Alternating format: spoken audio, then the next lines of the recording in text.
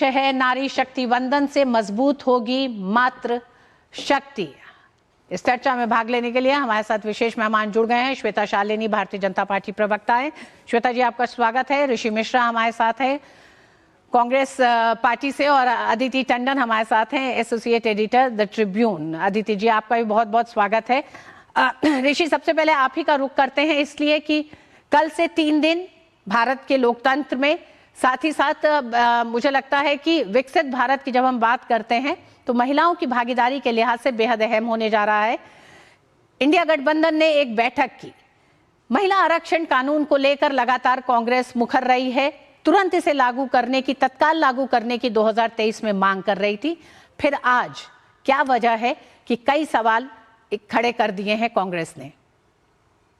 देखिए, एक तो टाइमिंग को लेकर सवाल है। महिला आरक्षण का शायद ही कोई पार्टी होगा जो विरोध करेगा। महिला आरक्षण बिल पास होने चाहिए। आधी आबादी का समुचित, यदि लोकतंत्र में आधी आबादी की उचित भागीदारी होगी तो ये तो शुभ है, क्योंकि जब आपकी आधी आबादी ही उस सिस्टम का हिस्सा नहीं होगा तो उस आप डेवलपमेंट का आयाम का परिकल्पना कैसे कर सकती हैं। तो सवाल उठता है, जो हम लोगों का जो विरोध है, और आप भी इस चीज को बेहतर समझती हैं, टाइमिंग को लेकर। अभी चुनाव चल रहे हैं, कई राज्यों में चुनाव चल रहे हैं, हमारे जितने भी सांसद हैं वो अपने अपने क्षेत्र में इंगेज हैं, और वो ऐसी स्थिति में आपने आनंद फानंद में 3 दिनों का विशेष सत्र बुला लिया है। क्या ये चुनाव के बाद, यदि 1 हफ्ते के बाद यदि विशेष सत्र बुलाया जाता तो कोई हाय तौबा नहीं मचता। दूसरी बात ये है कि ऋषि जी, आपकी पहली आपत्ति पे एक बार जवाब ले लेते हैं। शालिनी जी हमारे साथ जुड़ी हुई हैं। शालिनी जी, आपत्ति ये टाइमिंग को लेकर है। देखिए, टाइमिंग तो 27 साल से नहीं आया। आप पहले करते तो कहते 2024 का चुनाव है, बाद में करते तो कहते 2029 का चुनाव है। नारियों का समय बहुत सालों से इस देश में आ गया है। आप पेपर खोल के देखेंगे, हर रोज के पेपर में रिजल्ट में सिर्फ महिलाएं ही ऊपर रहती हैं।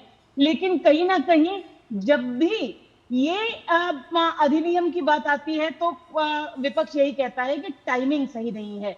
कहीं ना कहीं देखिए, मैं हमेशा ये बात कहती हूँ कि कांग्रेस ने 27 वर्ष में महिलाओं को केवल मात्र भागीदारी की बात की, लाभार्थी की बात की है, और हर सरकार ने यही किया है। और अब वो समय है जब नरेंद्र मोदी जी एक पिता स्वरूप आकर हमारे सामने नेतृत्व की बात कर रहे हैं। तो मुझे लगता है कि खासकर मुझे इस बात बहुत दुख है इस बात का कि आज कांग्रेस पार्टी ने एक महिला को नहीं भेजा आपके पैनल पर, क्योंकि मुझे इस बात से बहुत नाराजगी है कि कोई भी पार्टी इस अधिनियम पे कोई भी सवाल कैसे उठा सकती है। आज रवांडा जैसे देश में अगर आप प्रतिनिधित्व देखेंगे तो लगभग 63% प्रतिनिधित्व है महिलाओं का रवांडा। जी शालिनी, दुनिया में कई ऐसे देश हैं जिनमें महिलाओं का प्रतिनिधित्व बहुत ज्यादा है। अदिति, आपके पास आना चाहेंगे। टाइमिंग को लेकर कांग्रेस की आपत्ति है, लेकिन भारत जैसे देश में किसी ना किसी राज्य में चुनाव चलता रहता है। टाइमिंग को लेकर जो आपत्ति है वो कितनी तर्कसंगत लग रही है? देखिए, राजनीति में टाइमिंग का महत्व होता है, और नेचुरली अगर सरकार ये कह रही है कि उन्होंने तमाम स्टेक होल्डर्स से बातचीत कर ली है और उनको ये टाइम राइट लग रहा है, तो सरकार क्योंकि अभी पॉलिसी मेकिंग का इख्तियार रखती है तो वो किसी भी वक्त विधेयक ला सकती है, ये उनका अधिकार क्षेत्र है। और ऑपोजिशन, जाहिर सी बात है, क्योंकि इलेक्शन का एक माहौल चल रहा है तो वो इस चीज़ को अपोज करेंगे। ऑपोजिशन का काम है अपोज करना। लेकिन ये बात सच है कि 2023 में जब नारी शक्ति वंदन अधिनियम पास हुआ था, उस वक्त हम सब देख ही रहे थे, उस वक्त बहुत प्रखर होके कांग्रेस ने ये कहा था कि इसी वक्त ये लागू भी हो जाना चाहिए। और उस वक्त का रियलिटी कुछ और था, इस वक्त का रियलिटी कुछ और है। और राजनीति में ये सब चीज़ें बहुत लाजमी और नेचुरल हैं कि ऑपोजिशन ये डिमांड करेगा कि 2 इम्पोर्टेंट प्रदेशों में चुनाव है, तमिलनाडु में और वेस्ट बंगाल में, और उनको ये लगेगा नेचुरली कि अगर ये बिल पारित हो गए तो उसका political benefit government of the day को होगा। अगर हम पॉलिटिक्स को छोड़ दें, क्योंकि पॉलिटिक्स हमेशा चलती रहेगी, कोई भी ऐसा मौका नहीं आएगा देश की हिस्ट्री में कि जब किसी रूलिंग पार्टी को, जब भी रूलिंग पार्टी इस चीज को पारित करेगी उसका राजनीतिक लाभ उनको मिलेगा। आज नहीं मिलेगा तो कल मिलेगा। ये नेचुरल सी बात है राजनीति में, इसमें कोई नई बात नहीं है। लेकिन अगर हम बिल की जर्नी की बात करें तो ये भी हम सब ने देखा है कि 1996 से लेकर अभी तक ये कितनी देर तक लंबित रहा है। और ऐसा भी नहीं है कि पुरानी सरकारों में जो पार्टीज रही हैं लीड रोल्स में, चाहे कांग्रेस को ले लीजिए आप, चाहे आप यूनाइटेड फ्रंट की गवर्नमेंट में, तो पहला मसौदा ही तैयार हुआ था जब देवेगौड़ा जी प्रधानमंत्री थे। जी 96 की बात है ये। तो ऐसा भी नहीं है कि पार्टीज चाहती नहीं है। ये एक ऐसा मुद्दा है जो राष्ट्रीय राजनीति से ऊपर का मुद्दा है और तमाम पार्टीज मैच्योर पार्टीज हैं। ऐसा नहीं कि कांग्रेस जानती नहीं है कि कितना इंपॉर्टेंट एजेंडा है ये, पर उनकी इस वक्त ये भी एक जेन्युइन फियर इसलिए भी है डिलिमिटेशन का, क्योंकि अभी बिल का मसौदा सामने आया है। उसके जो फाइन प्रिंट है वो तो कल कानून मंत्री जब इस बिल को पायलट करेंगे लोकसभा में, वो तब उसको विस्तार से बिल्कुल बताएंगे। अदिति, और आपने ठीक ही कहा कि जो भी पार्टी इस बड़े मसले को लेकर आगे बढ़ेगी उसको राजनीतिक फायदा होगा, ऋषि जी। और यही वजह है कि 2013 में राज्यसभा में ये बिल कांग्रेस लेके आई, 2014 का लोकसभा चुनाव था, तो टाइमिंग की बात को तो हम मानते हैं कि किसी भी राजनीतिक पार्टी को इसका फायदा होगा। लेकिन सवाल यह है कि जब 2023 में ये कानून बना तब भी कांग्रेस का कहना था कि इसे तत्काल लागू किया जाए, तब तो परिसीमन का सवाल नहीं था, फिर आज परिसीमन का सवाल क्यों है? देखिए, पहले तो मैं भाजपा प्रवक्ता को जवाब दे दूं। पंचायती राज में आरक्षण, महिलाओं को आरक्षण देने का काम राजीव गांधी की सरकार ने की थी, तो कांग्रेस को आप इस पर ज्ञान देने की जरूरत नहीं है। और आप भाजपा के प्रवक्ता हैं तो तुम कम से कम पढ़ी लिखी जरूर होंगी। मैंने टाइमिंग को लेकर सवाल किया है। मैंने ये नहीं कहा है कि आरक्षण महिलाओं को आरक्षण नहीं दिया जाए। महिलाओं को आरक्षण देने का वकालत कांग्रेस शुरू से कर रही है। तमाम विपक्षी पार्टियों ने इसका स्वागत किया है। लेकिन यदि एक हफ्ते आप रुक जाते, क्योंकि तमिलनाडु और बंगाल जैसे इंपॉर्टेंट राज्यों में चुनाव है, हमारे जो जितने भी सांसद हैं सब वहाँ इंगेज है, प्रचार करने में इंगेज हैं। ऋषि जी, कांग्रेस वो पार्टी है जो पहली बार इस बिल को लेके आई थी, तो फिर क्या आपको लगता नहीं है कि ये जो आज बैठक, सुनिए, आज जो बैठक की गई है, ये बैठक किस तरह से इस 3 दिन में एक तरह से एक सकारात्मक तरीके से इस पूरे बिल को पास किया जाए, संशोधनों को लागू होने दिया जाए, इस पर काम होता? मैं वही कह रहा हूँ, यदि एक हफ्ते बाद हो जाएगा तो कौन सा आफत आ जाएगा। दूसरा मेरा जो आपत्ति है महिला आरक्षण में, जो सरकार का मसौदा है, उसमें है कि जो हमारे जो पिछड़े अति पिछड़े समाज के जो माँ बहनें हैं, या दलित समाज का जो एक हमारी जो बहनें हैं, उनको आरक्षण के अंदर आरक्षण देने की जरूरत है। क्योंकि आज भी आप देखिए, गांव घर में देख लीजिए, एलिट क्लास की महिलाएं जो हैं सांसद और पार्लियामेंट में चली जाएंगी, लेकिन जो गांव के पिछड़े समाज के, दलित समाज के जो हमारी माँ बहनें हैं, उनको आरक्षण देने की जरूरत है, उनको रिजर्वेशन देने की जरूरत है। तो इस पे सरकार का क्या स्टैंड है, भाजपा का क्या स्टैंड है? एक तरफ भाजपा कहती है कि ऋषि जी, मुझे ताज्जुब है, 33% महिलाओं को आरक्षण में वो शामिल है। अगर आप इस पे और ज्यादा बात करना चाहते हैं तो अदिति हमारे साथ मौजूद है। अदिति बताएंगी कि किस तरह से इन समस्याओं को शामिल करते हुए ये 33% का आरक्षण दिया गया है। अदिति, ये जो कहना है ऋषि जी का कि इसमें अनुसूचित जनजाति और अनुसूचित जाति की महिलाओं को शामिल नहीं किया जा रहा है, ये कहां तक सही है? नहीं,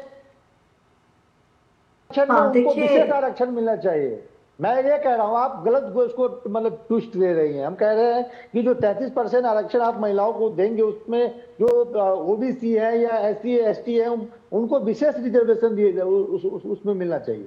ऋषि जी, पहले एक कदम तो आगे बढ़ा जाए, एक कदम तो एक मुस्तैदी से बढ़ाया जाए, मजबूती से बढ़ाया जाए, सभी राजनीतिक पार्टी मिलके। अगर 77 साल में ये नहीं किया गया है तो एक कदम तो बढ़ने दीजिए, 33% राजनीतिक आरक्षण देने तो दीजिए महिलाओं को। आप तो उसमें भी अड़चन लगा रहे हैं। अदिति, देखिए, ये जो बोल रहे हैं कांग्रेस के प्रवक्ता, ये बात कर रहे हैं कि कोटा में राजनीतिक विशेषज्ञ, तो वो जो आप कह रहे हैं कि कोटा में सब कोटा की बात आप सही कह रहे हैं। ये बहुत लंबी डिमांड बहुत सी पॉलिटिकल पार्टीज की सदियों से रही, जब से ये मसौदा इसका तैयार हुआ था बिल का 96 में। पर जो 2023 में जो बिल पारित हुआ है, नारी शक्ति वंदन अधिनियम, जिसको हम कॉन्स्टिट्यूशन 106th अमेंडमेंट लॉ के नाम से जानते हैं, उसमें 33% कोटा में शेड्यूल्ड कास्ट और शेड्यूल्ड ट्राइब्स की महिलाओं के लिए सब कोटा मौजूद है। तो इसमें पॉलिटिकल कंसेंसस था और तमाम पार्टीज इकट्ठी होकर इसको पास कर चुकी हैं 2023 में। अब जो आगे की बात है, देखिए ये 33% जो आरक्षण है वो एक तय सी चीज है, वो हो चुका है। जैसा कि हम जानते हैं कि जो कल जो बिल आने वाले हैं ये उस पूरी इम्प्लीमेंटेशन की प्रक्रिया को 2034 की बजाय 2029 तक ले आएगी। जो प्रधानमंत्री ने अपनी स्पीचेस में कहा है वो ये कहा है कि वो ये चाहते हैं कि जो इलेक्शन साइकिल 2029 की आएगी स्टेट्स में और लोकसभा में, उसमें ये आरक्षण जमीन पर उतर जाए और महिलाएं एक्चुअली हाउस में आ जाएं।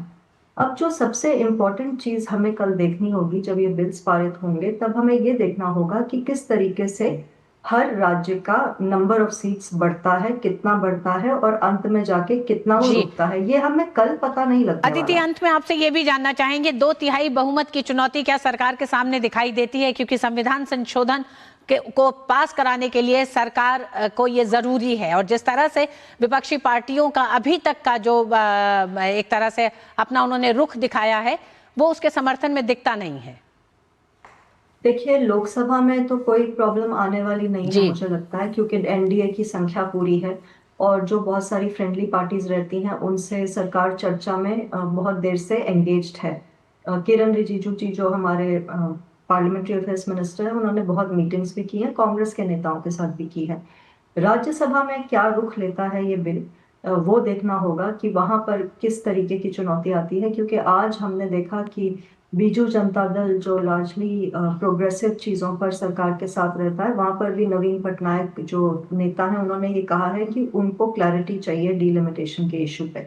इनफैक्ट मुझे ये लगता है कि जब डीलिमिटेशन के इशू की क्लैरिटी तमाम पार्टीज को मिल जाएंगी तो कोई भी पार्टी महिला आरक्षण के रास्ते में आने वाली नहीं है। ये सिर्फ एक डिबेट की बात है और आज सरकार ने क्लियर भी किया है। किरण रिजिजू के एक स्टेटमेंट आए थे जिसमें उन्होंने कहा है कि ये क्लैरिटी जब बिल पायलट होगा तो अच्छे से जो कानून मंत्री हैं अर्जुन राम मेघवाल वो प्रॉपरली समझाएंगे कि किस तरीके से ये लागू होने वाला है। क्योंकि हम ये ना भूलें कि बार बार प्रधानमंत्री ने अपनी पब्लिक स्पीचेस से ये कहा है कि किसी भी सदर्न स्टेट को नुकसान नहीं होगा इस बिल से। उन्होंने ये पब्लिकली कहा है। तो नेचुरली इसके पीछे कोई ना कोई अरिथमेटिक है जो शायद अभी बिल्स को पढ़ के हमें समझ नहीं आ रही। तो ये बहुत अर्ली होगा जज करना कि बिल्स में एक्चुअली क्या है। हमें ऐसा लगता है कि सरकार की तरफ से पूरी क्लैरिटी जब आ जाएगी तो शायद चीजें और भी क्लियर नजर आए, और किसी भी विपक्षी पार्टी को महिला आरक्षण से प्रॉब्लम नहीं है, वो लोग ये कह चुके हैं। तो जब डीलिमिटेशन का मैटर सॉर्ट आउट हो जाएगा, सेटल हो जाएगा, तो फिर मुझे लगता है आराम से 2/3 बहुमत से ये बिल्स पास हो जाएंगे। बिल्कुल, परिसीमन विधेयक को लेकर भी लगातार चर्चा होगी और इस 3 दिनों में वो तुम तमाम एक तरह से सवालों के जवाब भी सरकार सामने रखेगी, जिसे लेकर दक्षिण के राज्यों की अपनी चिंताएं हैं जो सामने आ रही हैं। बहुत बहुत धन्यवाद ऋषि जी आपका भी और अदिति आपका भी हमारे साथ जुड़ने के लिए इस विषय पर।